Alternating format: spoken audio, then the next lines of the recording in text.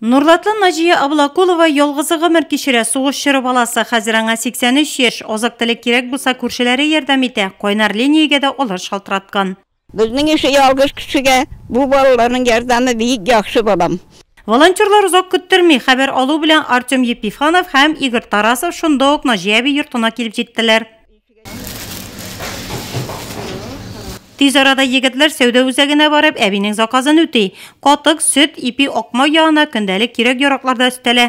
Әлегә оешмаган Нурлат яшьләре волонтер булып үз теләкләре белән берләшкән. Төркемдә 7 кеше, максатлары шушы катаулы вакытта ярдәмгә мохтаҗларга булышлык итү.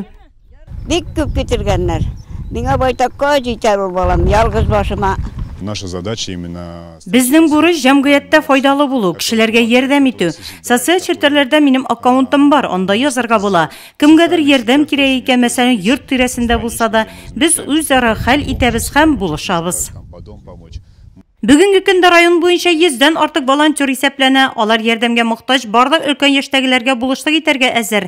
Заявкаларны кайнар линиягә 29209 номер аша шалтыратып бирергә була. Ул һәр көнне иртәнге 8дән кичке 5кә кадәр эшли.